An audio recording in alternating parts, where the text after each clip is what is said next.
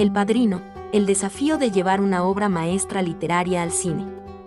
¿Alguien dijo mafia? Amo las películas de gángsters. Y si hay una que ha dejado un legado imperecedero es El Padrino, de Francis Ford Coppola. Pero, ¿sabías que esta obra maestra del cine tuvo su origen en una icónica novela? Me refiero a la novela homónima de Mario Puzo, un relato fascinante sobre poder, familia y lealtad en el despiadado mundo de la Cosa Nostra. Adaptar una novela tan compleja y adorada por los lectores siempre es un riesgo enorme. Los fans del libro tienen una imagen detallada en su mente, y los cineastas se enfrentan al reto de hacerle justicia a la historia sin traicionar su esencia. En el caso de El Padrino, el estudio y los realizadores se lanzaron a la aventura, y contra todo pronóstico, nos regalaron una de las películas más icónicas de todos los tiempos. El arte de adaptar, ¿qué conservar y qué modificar?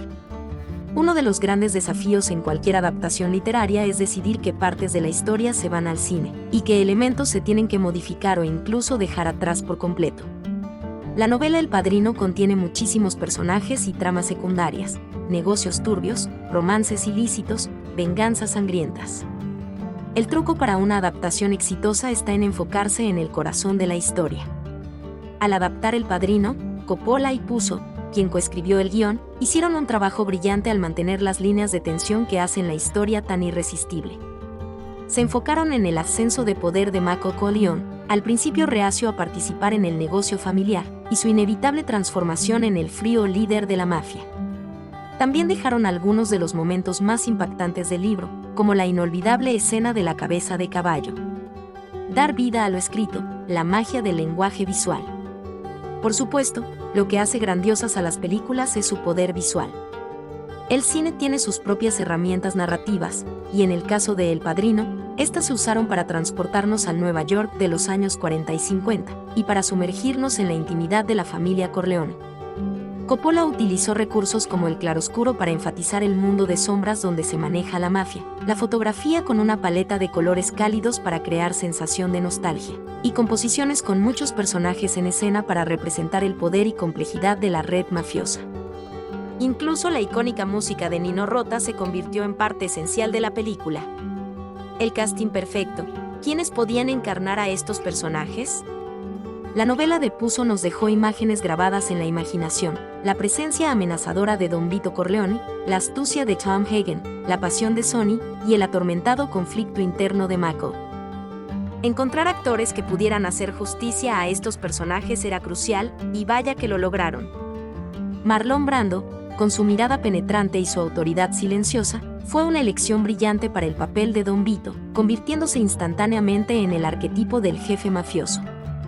Al Pacino interpretó a Mako con una intensidad y control que nos mantuvieron al borde de nuestros asientos durante toda su transición. Y también destacan las grandes actuaciones de James Caan, Robert Duvall, Diane Keegan, y tantos otros más que dieron vida al clan Corleone y su círculo íntimo. El legado. ¿Por qué El Padrino sigue siendo un clásico? A más de 50 años de su estreno, El Padrino sigue siendo un referente para cineastas, estudiantes de cine y apasionados del séptimo arte. Es una de esas películas donde todos los elementos se encajan a la perfección. Nos presentó escenas impactantes, frases memorables, y exploró temas universales como el poder, la ambición y los lazos familiares. Y aquí viene una pequeña confesión, me parece incluso más atrapante que la novela en la que se basa. La novela es genial, pero la película tiene algo especial que captura la esencia del mundo de la mafia de forma magistral. La trilogía de El Padrino es una clase magistral de cine. Si aún no la has visto, no sé qué estás esperando. Y si ya la disfrutaste, sabes que siempre vale la pena volver a sumergirse en sus historias y personajes inolvidables. ¿Te apasionan las adaptaciones cinematográficas como yo? Mira más videos en esta lista donde exploramos otras joyas del cine inspiradas en grandes obras literarias.